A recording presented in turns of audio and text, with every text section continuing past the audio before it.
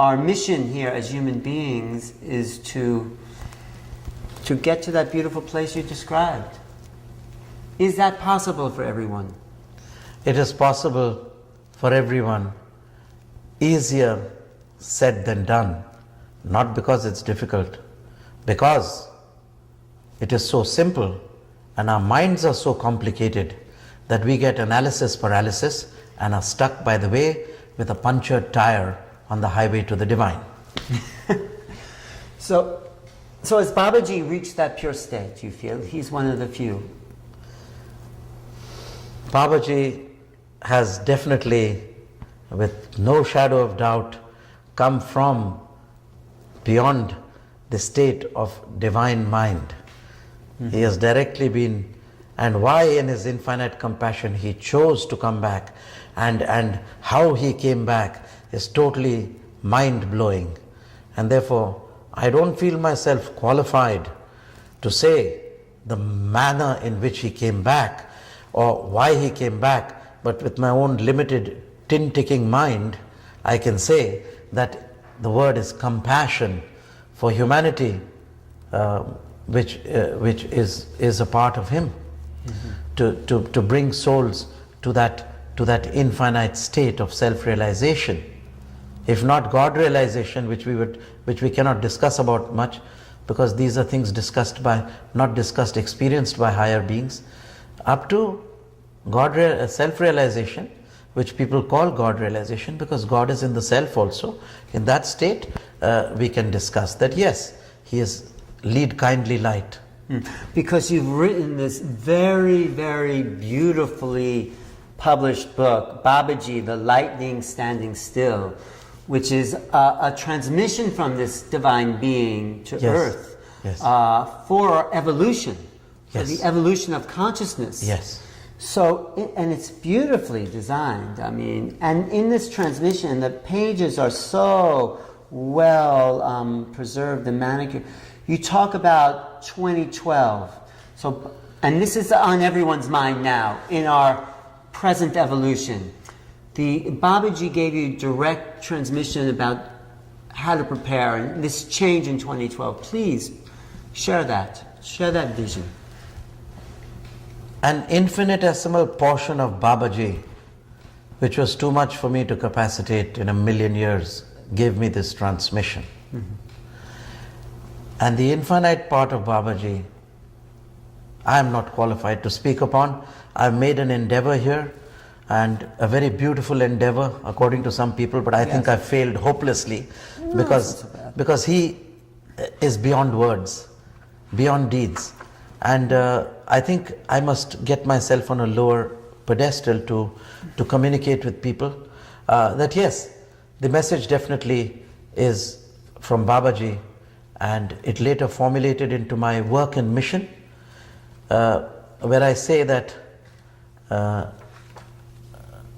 we, the Hamsas, that is our organization, the Hamsa Yog Sangh and the Kriya Yog Sangh, we, the Hamsas, the swans, the soul swans. The Hamsas means the soul swan. Mm-hmm. We, the Hamsas, are meditated to the furthering of human awareness. This is our mission statement. Yes, I get it. We, the Hamsas, are meditated toward the furthering of human awareness. We, the Hamsas, are dedicated to serving humanity as our larger self. And we, the Hamsas, are devoted to new life awakening for earth peace healing through self peace healing by the practice of Kriya Yoga. Mm-hmm. This is our mission statement. So you talk about the end of government in 2012, the beginning of the Sarvana Manu, this. Okay. Now 2012 had been very hyped in the Western world. Yes. But they were talking about the Mayan calendar. Yes. And the end of the world. Not the end of the world, the beginning of a new time. I don't see it. Many corrective measures have been made, but initially it came as the end of the world, with the Sibylline prophecy, the Nostradamus prophecy, the Mayan prophecy, and the Da Vinci Code. What I have described, that this is not the end of the world. as per the Mayan calendar. The Mayan calendar, of course, later, as I have mentioned in this book, was taught to them by a Nath yogi who went there and taught them the great calendar. This is not the end of the world. I have mentioned in this is the end of but a very minor cycle and the beginning of a new cycle. That's what I think. Now the first cycle, which is ending in 2012, it started in 3102 with the birth of Lord Krishna. That is the first divine being who set this in motion. And now 5,000 years have been completed. You know, the Egyptians also say the beginning of this time began with the upper and lower merging, and this time, this Kali Yuga. So is it the end of Kali Yuga? This is the end of a minor cycle, okay, and the beginning of a new cycle. 5,000 years of cycles there are. And this new cycle includes this awakening of consciousness as a supreme aspiration. In the beginning of the new cycle, the spirit of four great beings will enter humanity from 2012. Whether they will be there in physical form or whether they will enter by the spiritual form is not determined. It is up to them to decide. And who are these beings? Can you describe them? Now the four great beings, the four horsemen of the apocalypse which were described in the Bible are, according to me, the first horseman is the second advent of Christ, which the Indians call the Kalki avatar and the Buddhists call Maitreya, who was again an Indian rishi, an Indian sage. Their spirit shall enter humanity. He will be riding upon the white horse and giving you the spiritual energy of intuition and buddhi. Accompanying with him will be another horseman on the brown horse. And this will be the companion of the Christ, who in the Western world they call Melchizedek, or Noah, in different forms, whom we called the Vaivashvat Manu, the great spiritual king of the inner government of the world. So Maitreya, the Kalki Maitreya, who is the Christ, is the spiritual world teacher, and the Lord Vaivashvat Manu or Melchizedek is the world king. The leader, the political leader in a sense. Political, spiritual leader of the inner government of the world. And the other two horses? Now they will have two successors. This is not mentioned anywhere, therefore I thought I should mention it in my book and with your interview. Then there will be a person who is the successor to the world teacher, who will go on to a more comprehensive work and pass down the reins to a person called Abraham, who is none other than our Yoga avatar Lahiri Mahasaya. The reincarnation of Leah. Of Abraham. Abraham and Leah were the same being? Yes. Yes, that's why this book is important.